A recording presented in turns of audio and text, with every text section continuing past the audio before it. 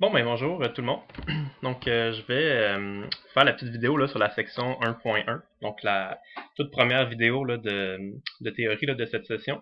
Donc, voilà, fait que c'est le début du chapitre 1. Donc, ça va servir un peu d'introduction là, pour parler d'un concept évidemment qui va revenir tout au long de la session, qui est la charge électrique. Hein. Le cours là s'appelle électricité et magnétisme, donc c'est bien certain que la charge électrique, ça va être évidemment là, un des sujets centrales là, qui va revenir tout au long de la session. Euh, donc, voilà, allons-y. Euh, ça fonctionne pas. Ok, voilà. Donc, OK, donc la charge électrique, ça vient d'où? Ben, vous avez sûrement déjà fait le premier cours là, de chimie, chimie NYK. Donc, vous avez vu que la matière est composée là, d'atomes, hein, essentiellement. On peut parler de molécules, on peut parler d'atomes, on peut parler de structures un peu plus complexes, mais en bout de ligne, là, si on regarde les plus petits composants de la matière, c'est des atomes. OK, ici, on a un petit schéma qui n'est pas tout à fait la réalité. Là. Vous savez qu'en vérité, c'est un peu plus compliqué que ça, surtout si vous avez fait les cours de chimie NYK là, avec les nuages électroniques et tout. Mais ce qui reste vrai, c'est que les atomes sont composés de trois choses, hein, des protons, des électrons et des neutrons. Et chacune de ces particules élémentaires-là ont des charges électriques. En fait, le neutron, lui, n'a pas de charge. Le neutron, il a une charge Q égale à 0, donc il est neutre, il n'est pas positif, il n'est pas négatif. Les protons, eux, sont positifs et les électrons sont négatifs. Okay? Ce qu'on appelle la charge élémentaire, qu'on va désigner comme on va utiliser la lettre E, le symbole E là, dans notre livre de physique. Cette quantité-là qu'on appelle la charge élémentaire, c'est donc la plus petite quantité de charge électrique que l'on peut isoler et ça correspond à la charge du proton. Okay?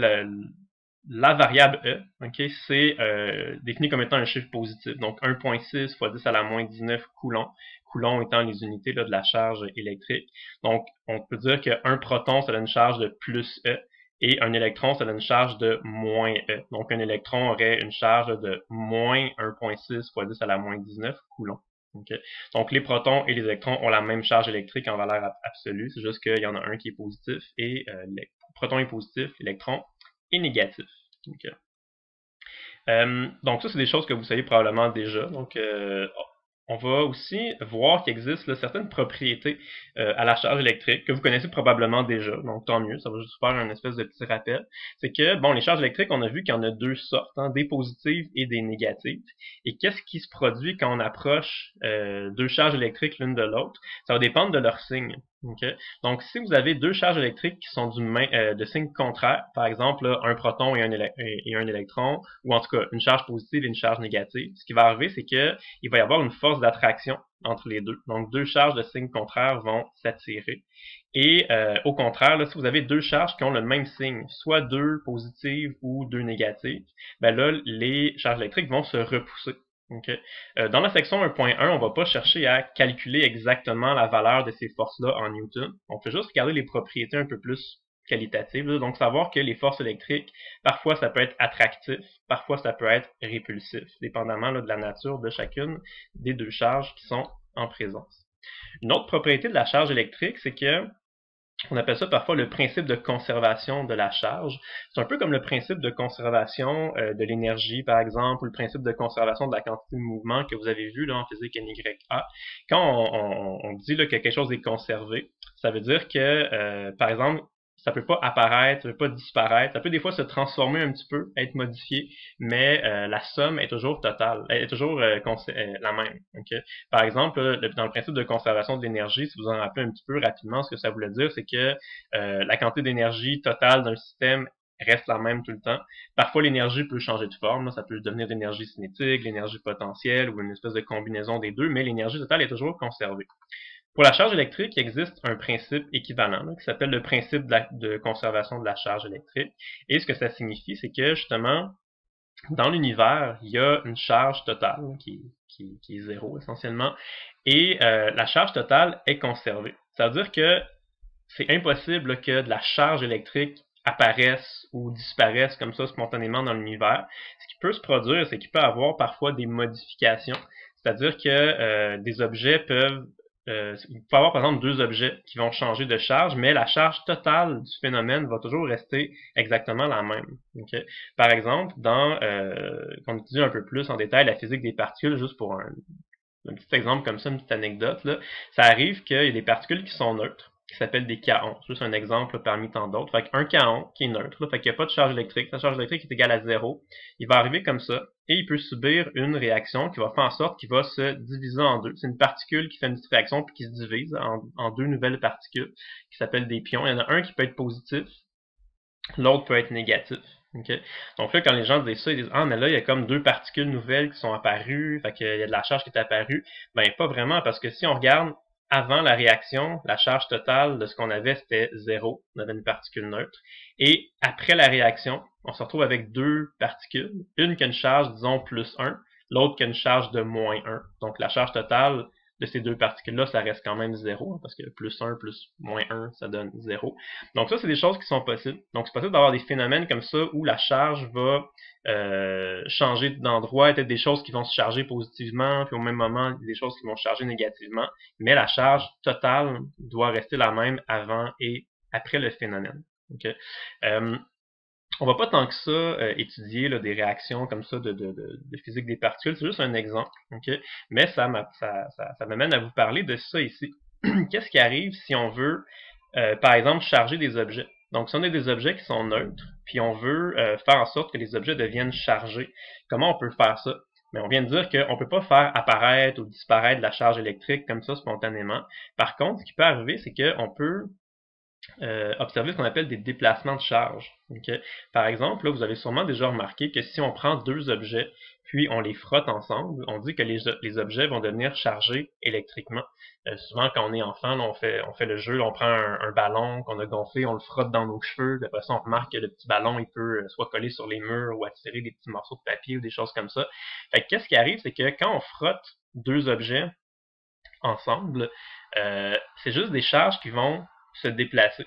Okay? C'est-à-dire que si on regarde au niveau un peu microscopique, là, si on pouvait avoir des espèces de lunettes magiques là, qui nous permettraient de voir, là, disons, les charges électriques, qu'est-ce qu'on verrait?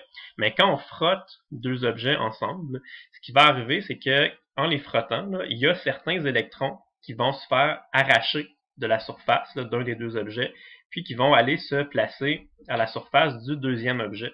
Donc, si on regarde ce qui arrive ici, on constate que il n'y a aucune charge électrique qui est apparue là, pendant le phénomène. C'est vraiment là, au départ, il y avait un certain nombre de protons et d'électrons dans nos objets. Et après les avoir frottés ensemble, on a au total exactement le même nombre de protons, le même nombre d'électrons qu'on avait auparavant. C'est juste qu'il y a des électrons qui ont changé d'objet, ils ont été arrachés de la surface d'un premier objet et sont venus se placer sur le deuxième objet.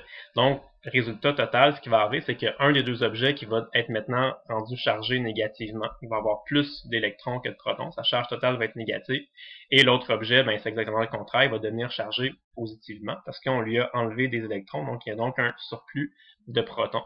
Et quand on fait des petits schémas comme ça, on dessine des petits signes plus, des petits signes moins, puis vous voyez que c'est exactement la même charge. Hein. Fait que si, là, en frottant une tige de verre sur un petit morceau de soie, si ça fait en sorte que, mettons, la tige ici devient chargée avec une charge de plus 5, ben ça veut dire que le morceau de soie, lui, va être chargé avec une charge de moins 5, et la somme des deux, ça donne 0. Fait qu'au début, les deux objets étaient neutres, avant le phénomène. Après le phénomène, les deux objets sont chargés.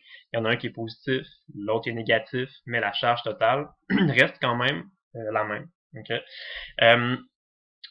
Il existe dépendamment de quel objet on va frotter avec quel autre objet, ça dépend des propriétés un peu plus précises là, des matériaux.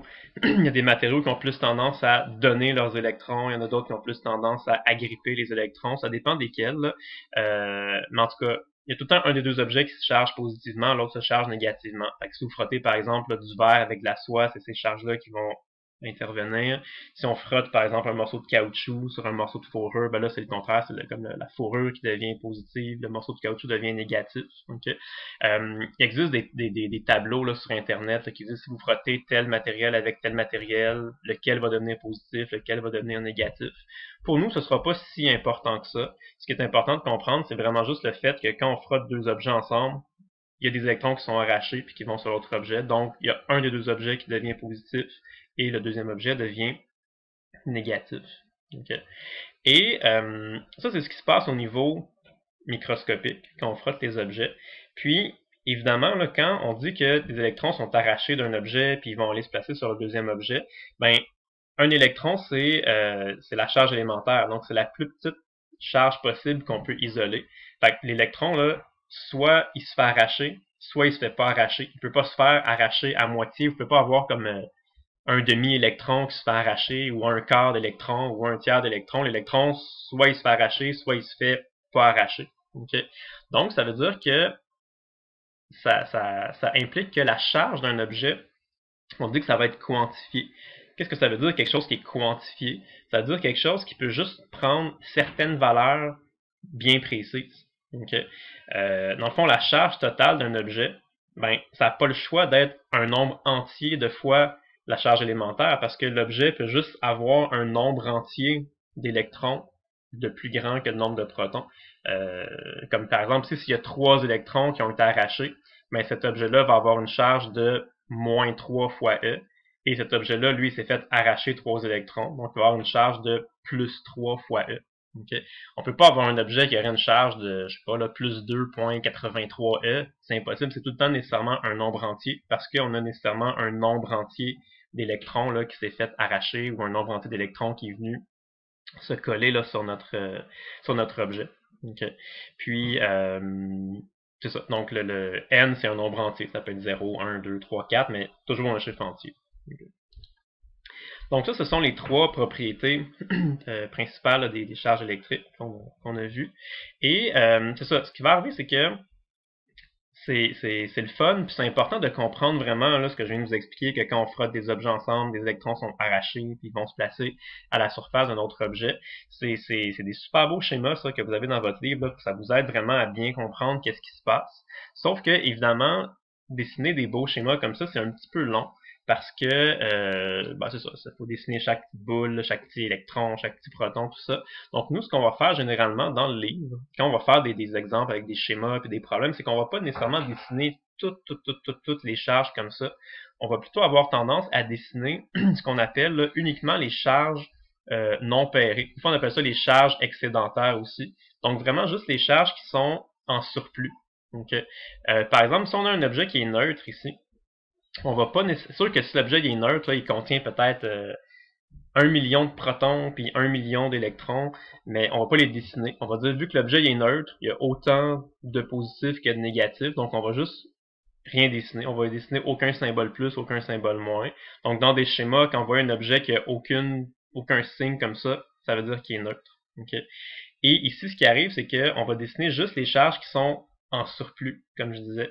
Donc l'objet qui est ici, là, lui, il est neutre, mais il a reçu 3 électrons de plus. Donc, si on fait le bilan total de ces charges-là, il y a 3 électrons de plus que le nombre de protons. Donc, on va juste dessiner 3 signes négatifs ici pour dire que l'objet est chargé négativement. Il y a une charge de moins 3 fois E. Et ici, l'objet, encore une fois, on ne va pas dessiner toutes ces charges. On va juste dessiner comme le surplus. Là, comme il s'est fait arracher 3 électrons, on sait qu'il va avoir au total là, 3 protons de plus que le nombre d'électrons total qu'il y avait. Donc, on va juste écrire le signe plus 3 comme ça.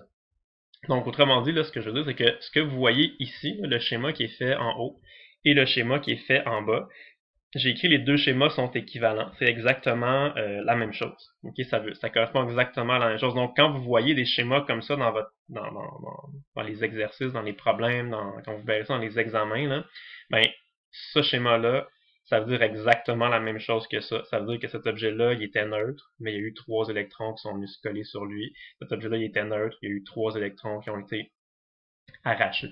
Et donc ça et ça, c'est exactement l'équivalent.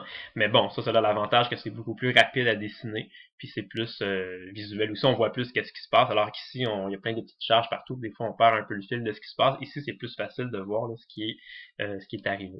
Okay. Fait que c'est ça, la charge électrique, c'est les électrons, en fait, qui vont se déplacer d'un objet à l'autre. Okay? Et remarquez que dans nos dessins, là, c'est pas un hasard, là, c'est important de comprendre que c'est vraiment toujours les électrons qui sont arrachés. Okay?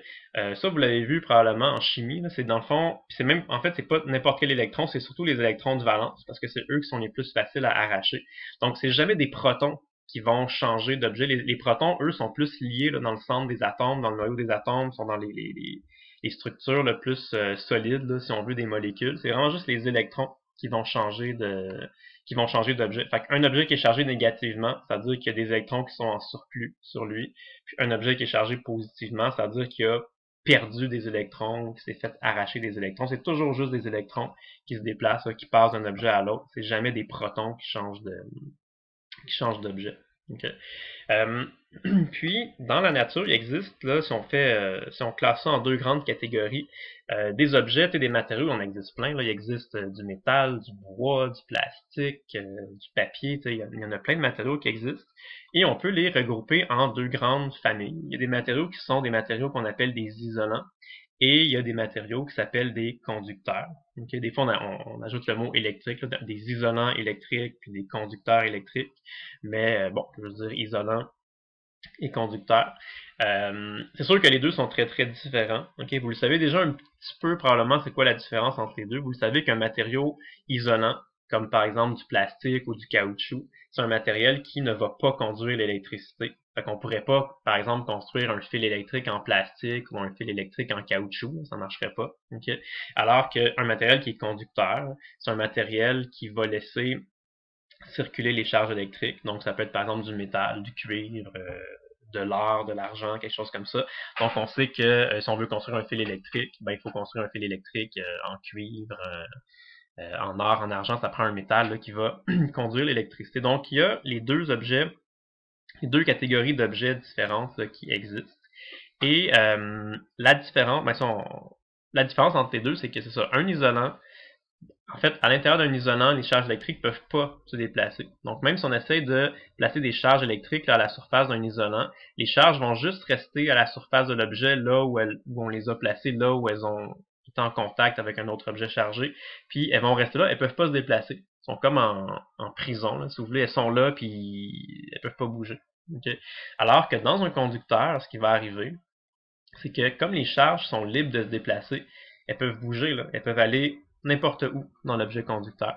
Puis aussi, ce qui arrive, c'est que les charges électriques, on a vu que quand on a des charges électriques de même signe, ça a tendance à se repousser. Fait que si on place, par exemple, là, on va dire 5 électrons à la surface d'une sphère conductrice, qu'est-ce qu'ils vont faire, les 5 électrons? Ils vont pas rester tous au même endroit parce que ils se repoussent les uns les autres. Donc, ils vont essayer d'aller se placer le plus loin possible les uns des autres pour essayer de se... C'est comme s'ils s'aimaient pas, là. Ils veulent pas se voir, ils veulent être le plus loin possible là, les uns des autres. Et pour représenter un peu ce comportement-là, quand on fait des schémas comme ça, on dessine là, les petits signes négatifs là, le plus loin possible les uns des autres. C'est sûr que là, on fait des schémas en deux dimensions. Donc, si on a, par exemple, 5 électrons, on les a représentés ici comme si un peu aux 5 sommets d'un pentagone. C'est comme s'ils étaient le plus éloignés possible. C'est sûr que dans la vraie vie, si c'est une sphère, ben là, ils vont pouvoir se placer en 3 dimensions, parce que ce sera pas vraiment un pentagone. Ils vont se placer sur une sphère en 3 dimensions, le plus éloigné possible les uns des autres. En tout cas, en dessinant un schéma comme ça fait juste nous montrer quand même l'idée qu'ils vont vraiment essayer de s'éloigner le plus possible. Okay. D'ailleurs, il y a certains exercices là, qui sont faits dans la section 1.1, dans le livre en exemple. Je vais vous en faire deux petits exemples comme ça va vous aider à comprendre. Donc, on dit que il y a, c'est ça, disons, si on prend une sphère qui est chargée négativement et une sphère qui est neutre. Okay. Puis là, ce qu'on va faire, c'est qu'il y a comme trois étapes. La première étape, c'est quand les deux sphères sont éloignées les unes des autres. À la deuxième étape, on va approcher les deux sphères, puis on va même les coller ensemble. Ils vont se toucher. Il va y avoir un contact dans ces deux sphères. Et ensuite, on va éloigner de nouveau les sphères. Okay. Dans le premier exemple qu'on voit ici, on suppose que les sphères sont isolantes. Okay, donc, je rappelle là, que quand on a un matériel qui est isolant, les charges électriques sont pas libres de se déplacer. Les charges électriques peuvent juste rester là, à l'endroit où elles sont arrivées là, sur l'objet.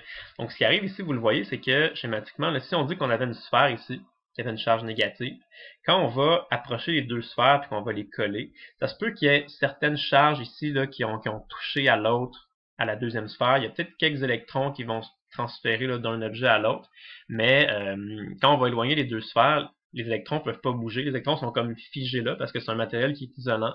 Donc ça reste là, puis ça bouge pas. Okay? Ça ressemblerait un peu à quelque chose comme ça. Fait que oui, c'est possible de si on colle deux objets isolants ensemble, qu'il y a un certain petit transfert de charge là, vraiment à l'endroit où on a touché, mais ça reste un transfert de charge qui est relativement minime. Okay?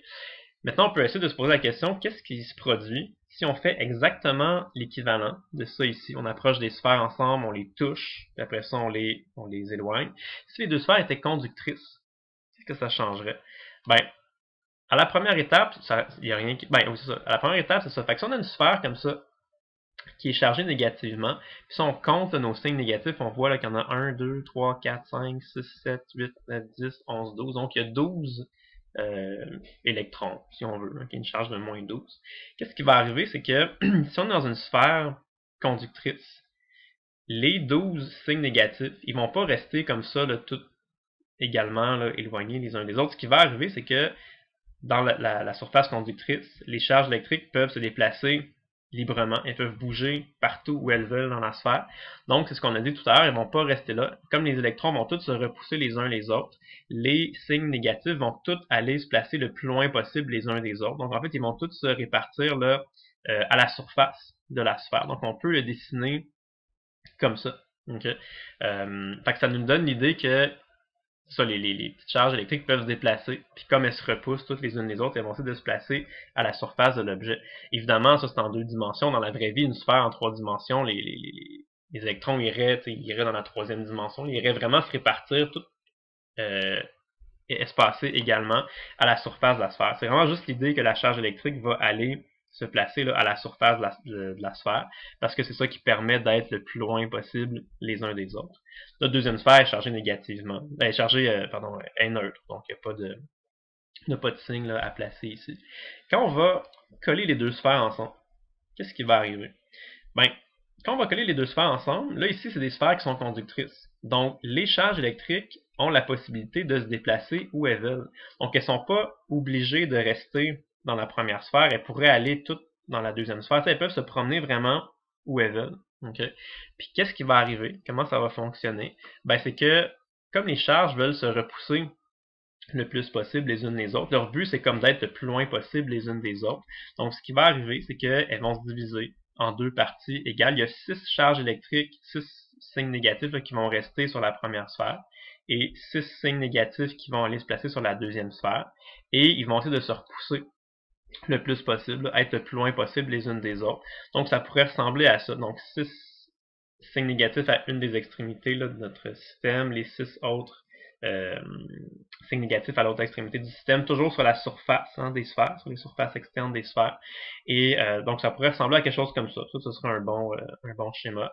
Et après ça, si on éloigne ces deux sphères-là, les unes des autres, qu'est-ce qui va arriver? On va se retrouver avec deux sphères qui sont séparées. Okay, là, on imagine qu'elles sont quand même rendues assez loin les unes des autres. Et comme chaque sphère contient 6 signes négatifs qui s'éloignent le plus possible les uns des autres, ben les 6 signes négatifs vont aller, là, on pourrait les dessiner sur la surface externe des sphères, le plus éloigné possible les uns des autres. Donc on pourrait les dessiner par exemple au sommet d'une espèce d'hexagone sur chacune des sphères. Okay. Fait que vous voyez bien la différence qu'il y a entre la première situation et la deuxième situation. Donc, c'est les mêmes objets qu'on avait au départ, c'est les mêmes sphères qui avaient les mêmes charges. La différence, c'est que ici, c'était des sphères qui sont isolantes, et ici, ce sont des sphères qui sont conductrices. Okay. On va en faire un deuxième exemple de sphère conductrice. Okay. Dans le premier exemple qu'on a fait, on avait une sphère qui était chargée négativement, puis une sphère qui était neutre. Et on a regardé qu'est-ce qui s'est passé. On a remarqué que la charge totale s'est juste divisée exactement en deux parties. Puis à la fin, on a deux sphères qui ont exactement la même charge. Qu'est-ce qui arrive si au départ, on a nos deux sphères? Là, on suppose que c'est encore des sphères qui sont conductrices. Mais si on n'a pas la même charge initiale, puis même deux signes différents, deux signes contraires. Okay? C'est un petit peu plus compliqué cet exemple-là, mais vous allez voir que c'est quand même la même logique. Okay? Donc ici, si au départ, on a une sphère conductrice chargée négativement, avec chargée par exemple à moins 12, donc elle a 12 signes négatifs qu'on a placés toutes là à la surface. Et ici, notre deuxième sphère, elle a une charge de plus 4, donc 4 symboles positifs placés là comme ça à l'extérieur. Quand on va coller nos deux sphères ensemble, qu'est-ce qui va arriver? On sait que quand on va coller les deux sphères, comme ce sont deux sphères conductrices, les charges électriques vont pouvoir aller se placer n'importe où. Puis ce qui arrive, c'est que quand on colle des charges comme ça ensemble, si vous avez une charge, mettons une charge négative et une charge positive, ben ça peut s'annuler. On appelle ça, ça peut se neutraliser. Okay.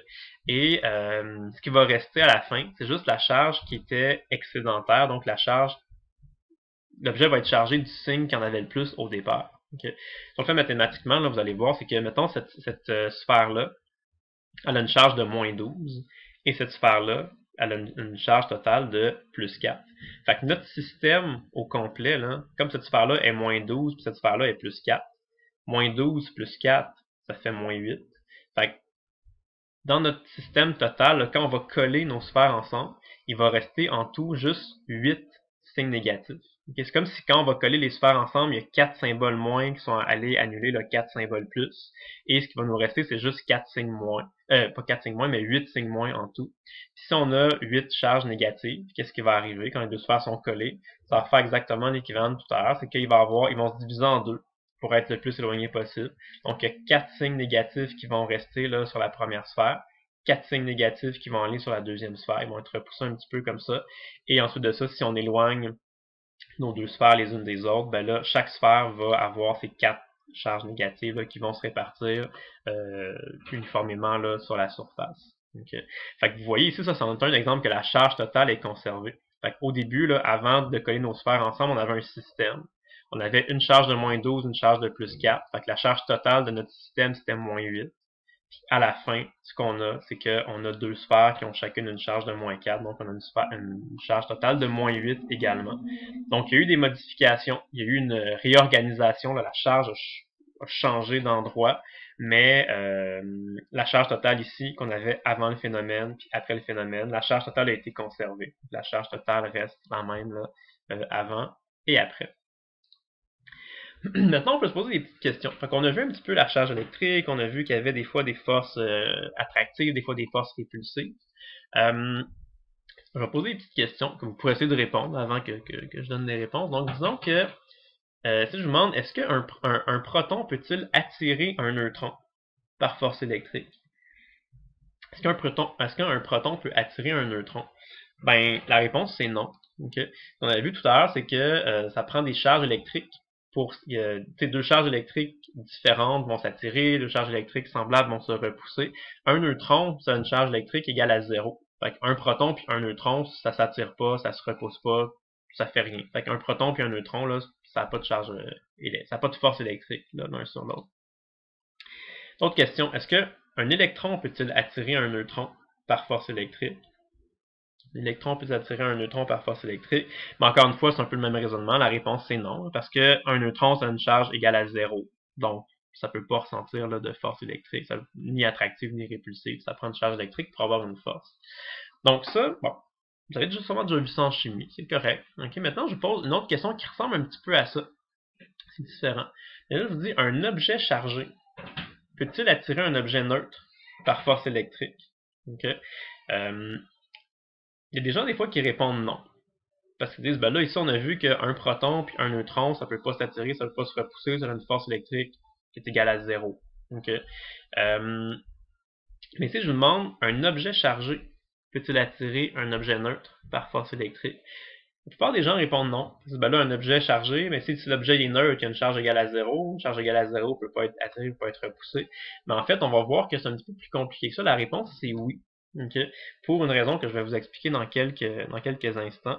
Mais c'est ça, fait il y a une différence là, entre avoir un proton qui essaie d'attirer un neutron et d'avoir un objet chargé positivement qui essaie d'attirer un objet qui est neutre. Okay. Puis, je vous explique pourquoi, mais d'après vous, là, ça va fonctionner. Oui, ça se peut un objet chargé qui attire un objet neutre ou qui repousse un objet neutre, mais pourquoi? Ben, pas pourquoi, mais ça fonctionne dans quelle situation? Est-ce que ça fonctionne juste si l'objet neutre est un conducteur, si l'objet neutre est un isolant, ou peu importe, que l'objet neutre soit conducteur ou isolant, ça peut fonctionner, il peut se faire attirer. Souvent, les gens vont dire « Ah, ouais, ok, mais probablement que ça marche juste si c'est un objet qui est conducteur, parce que les charges électriques vont pouvoir bouger. » Mais en fait, ça marche pour les deux.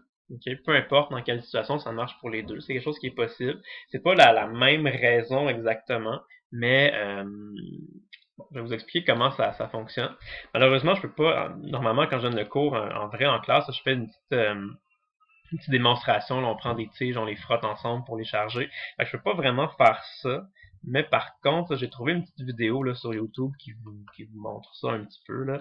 C'est juste pour vous montrer que c'est possible d'attirer comme ça des objets. Là. J'ai trouvé ça rapidement sur YouTube. C'est une fille qui frotte, là, elle prend un morceau de papier, puis elle frotte une règle en plastique, puis on voit qu'avec sa règle en plastique, elle est capable là, d'attirer des petits morceaux de papier.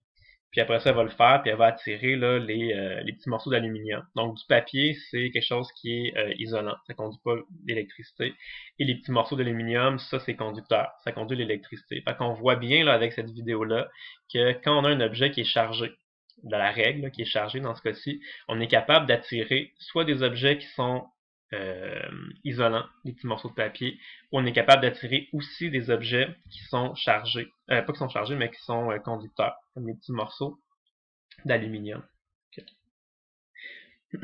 Et comment ça se fait qu'on arrive à attirer ces objets-là?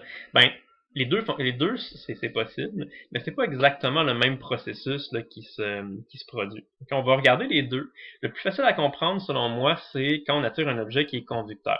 Okay. Donc, imaginons qu'on a un objet qui est chargé, on va dire négativement. Ça peut être positif, c'est pas grave. C'est le même genre de phénomène qui va se produire. Mettons que notre règle était chargée négativement, on va dire. Okay. Donc, si on a une règle qui est chargée négativement, puis qu'on l'approche là, des petits morceaux d'aluminium, des petits morceaux conducteurs, qu'est-ce qui va arriver? Ben, un objet qui est neutre, c'est un objet qui contient autant de charges positives que de charges négatives. Ça, c'est que des fois, les gens oublient ça. Les gens, ils pensent qu'un objet neutre, là, c'est un objet qui est composé juste d'un neutron. Ben non, un objet qui est neutre, là, ça veut dire qu'il contient, il est composé de molécules, là, il est composé d'atomes, fait qu'il contient un certain nombre de protons. Il contient un certain nombre d'électrons aussi. Mais s'il contient autant de protons que d'électrons, ça veut juste dire que sa charge totale est égale à 0. Donc, il est neutre. Okay? Et ce qui va arriver, c'est que quand on approche un objet chargé négativement, ben, comme c'est un objet qui est conducteur ici, les charges sont libres de se déplacer là où elles veulent. Et on sait que si on approche là, un objet qui est chargé négativement ici, qu'est-ce qui va arriver? C'est que les électrons qui sont dans l'objet conducteur ici vont se faire repousser. Parce que des électrons, là, ça se repousse. Fait que tous les électrons vont venir là, se placer sur la surface à droite de la sphère, ce qui va donc laisser un surplus de charge négative, de charge positive, pardon, sur la surface gauche de la sphère. Donc ce phénomène-là, on appelle ça une séparation de charge. La charge totale est égale à 0. Il y avait autant de protons que d'électrons. C'est juste que quand on approche un objet chargé négativement, il y a une séparation de charge. Donc il y a une charge négative qui apparaît là, sur la surface à droite de l'objet, ce qui laisse donc la surface gauche de l'objet chargée un peu plus positivement. Mais la charge totale de l'objet demeure quand même 0. Là. Il y a autant de charges positives que de charges négatives. Ici, on a plus 4, ici, on a moins 4. Fait que plus 4, moins 4, ça donne 0. Fait que les charges vont juste changer d'endroit un petit peu et se réorganisent, là, mais la charge totale de l'objet demeure quand même 0. Ce qui arrive, cependant, c'est que comme les charges positives ici se font attirer par les charges négatives, l'objet ressent une petite force électrique vers la gauche.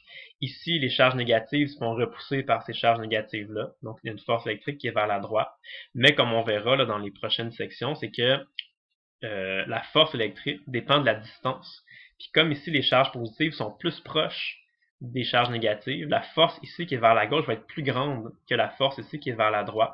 Donc si on a un objet qui se fait tirer vers la gauche avec une force plus grande que la force qui ressent vers la droite, la force résultante qui agit sur l'objet va être vers la gauche. Donc notre sphère va se faire finalement là, attirer vers la gauche, comme ça. Ça, c'est pour les objets qui sont conducteurs. Donc souvent, ça, les gens comprennent, bon, assez bien, puis ça, séparation de charge, ok, ça va. Quand on a un objet qui est isolant, les gens se disent, ouais, mais là, il ne peut pas avoir de séparation de charge. Fait que comment ça se fait que l'objet peut se faire attirer? Ben, ce qui arrive, c'est que c'est vrai que dans un objet isolant, les charges ne peuvent pas se déplacer librement. Okay? Fait qu'on ne peut pas avoir là, les charges négatives qui se retrouvent toutes sur la surface droite de l'objet, puis les charges positives qui se retrouvent sur la surface gauche de l'objet.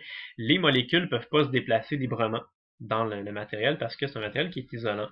Par contre, il existe ce qu'on appelle des petites molécules dipolaires. Okay? Fait que à l'intérieur des petites molécules, il peut y avoir une petite mini séparation de charge. Okay? Donc, à l'intérieur même d'une molécule, là, il y a une petite partie de la molécule, c'est comme si la partie droite de la molécule allait devenir un petit peu plus négative, que la partie gauche va devenir un petit peu plus positive. Fait que les atomes ne se déplacent pas librement, les molécules ne se déplacent pas librement comme dans un conducteur, mais il peut y avoir quand même une petite mini séparation de charge dans chacune des molécules là, qui composent un matériel. Et fait que ce qui va arriver, c'est qu'en moyenne, là, en général, toutes les petites parties négatives de l'objet, toutes les petites parties positives de l'objet vont se trouver plus proches de la tige chargée négativement, et toutes les petites parties négatives ici vont se trouver un petit peu plus loin de la charge négative. Donc, ça va faire un peu l'équivalent de ça. Il va y avoir plein de petites forces là, vers la gauche, vers la droite, mais la force résultante qui agit sur l'objet va être vers la gauche, parce que les charges positives sont en moyenne, en général, un peu plus proches de notre charge négative ici. Donc, c'est pas exactement le même phénomène. Ici, c'est vraiment une séparation de charge là, qui arrive dans le matériel au complet, alors que ici, c'est vraiment juste chaque petite molécule là, qui a une mini-séparation de charge à l'intérieur d'elle.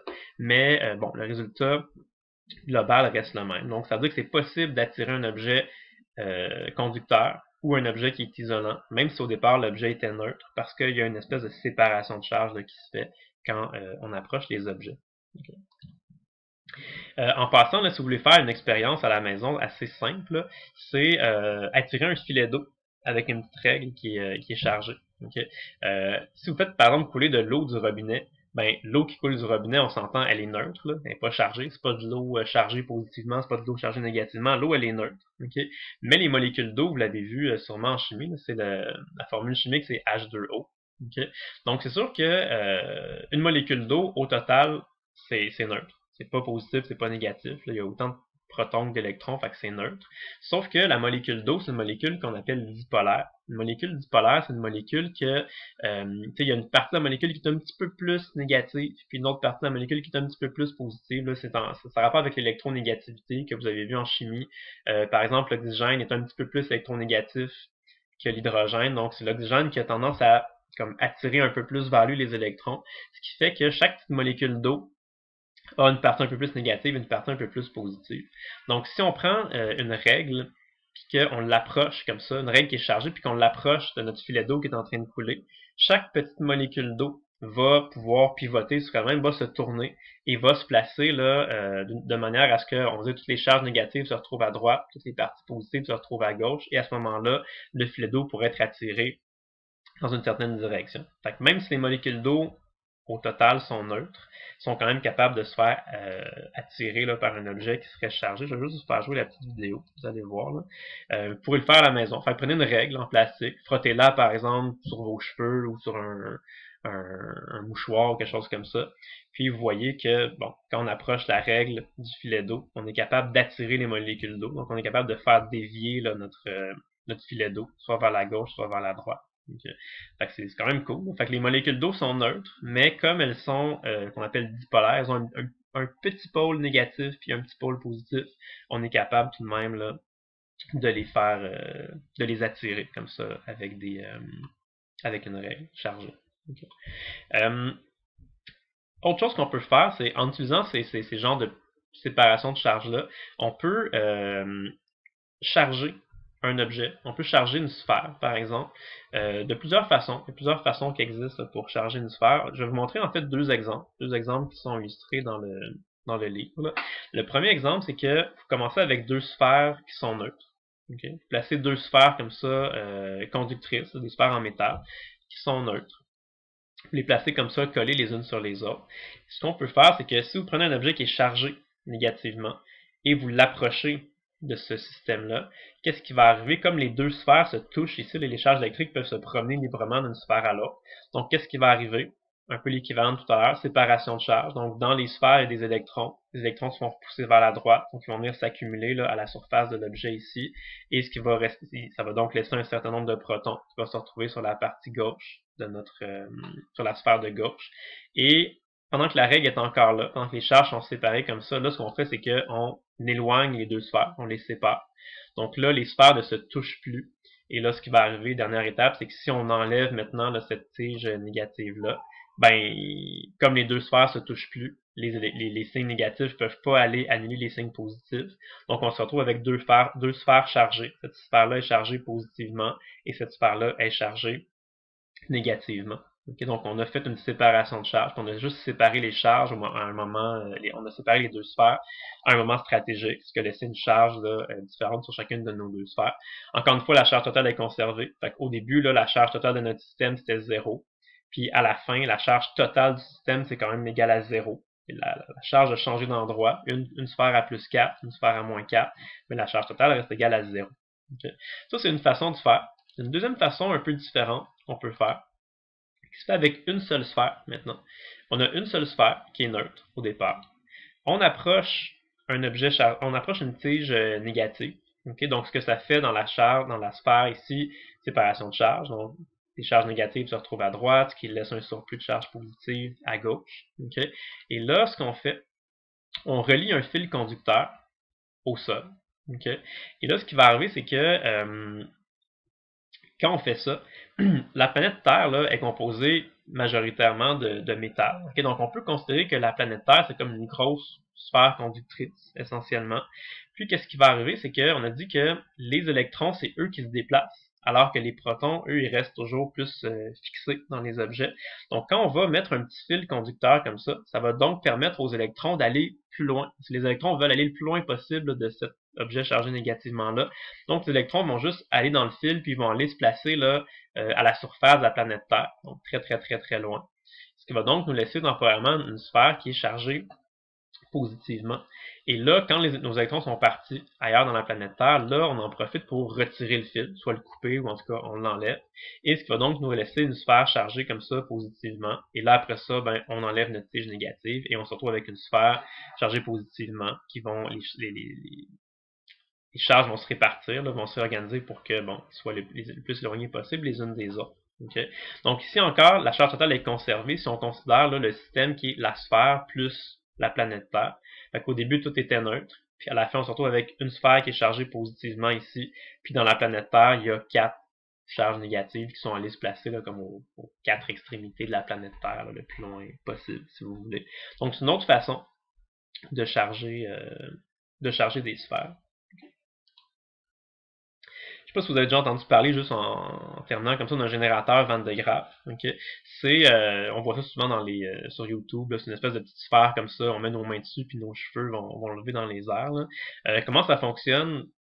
Sans trop entrer dans les détails, là, ça prend un petit moteur. Puis on a dit tout à l'heure que quand on prend des objets puis on les frotte ensemble, il peut y avoir une séparation de charge. Donc si on frotte par exemple un ballon dans nos cheveux ou si on frotte une règle en plastique là, avec un petit morceau de papier, ça peut faire une séparation de charge. Et ici, ce qui arrive, c'est que quand on branche le générateur Van de Graaff, là, à l'intérieur, on le voit pas, là, mais il y a une petite courroie, une espèce de petit tapis roulant, si vous voulez, là, qui se met à tourner. Et cette courroie-là, en tournant, elle frotte sur un petit morceau métallique. Donc, c'est comme si ça revient au même que si on prenait un morceau de caoutchouc puis qu'on le frottait là, contre un morceau de métal. Et en faisant ça, ben, ça fait une séparation de charge. Donc, il y a une partie qui se charge positivement, une partie qui se charge négativement. Et si la surface de la sphère devient chargée, on va dire positivement, ce qui arrive, c'est que dans le fond, si tout votre corps devient chargé un petit peu positivement, ben ça veut dire que, par exemple, chacun de vos cheveux devient chargé un petit peu positivement. Donc ça veut dire que chaque cheveu va essayer de se repousser. Hein? Chaque cheveu, les uns les autres, vont se repousser. Et si vous devenez assez chargé, ben, la façon que les cheveux ont de s'éloigner le plus possible les uns des autres, c'est de se mettre à flotter, pas flotter, mais s'élever comme ça dans les airs. Okay? Donc c'est une façon de voir un peu là, le fait que la charge essaie de se repousser. Puis comme des cheveux, c'est assez léger. Là. La force électrique devient même plus grande que la force de gravité qui agit sur vos cheveux. Et vos cheveux vont justement pouvoir s'élever comme ça là, dans les airs. Donc c'est un exemple de phénomène où on peut voir vraiment les effets de l'électricité. Okay. Plus tard dans la saison, je vous parlerai un peu des arcs électriques ici. C'est un autre phénomène qu'on peut observer. On peut le faire comme ça en laboratoire avec des générateurs Van de Graaff. On le voit aussi dans la nature quand il y a des éclairs comme ça. C'est des phénomènes électriques. On appelle ça des arcs électriques ou des éclairs. Okay. On en reparlera le plus tard dans la session. C'est juste pour vous mentionner comme ça que ça s'en vient. On va en parler un petit peu plus tard. Donc, Et voilà pour la section 1.1. Donc, c'est ça, je vais faire les prochaines vidéos là, vont suivre. Donc, c'était la première, il y en aura d'autres. Donc, voilà, bonne journée, à la prochaine.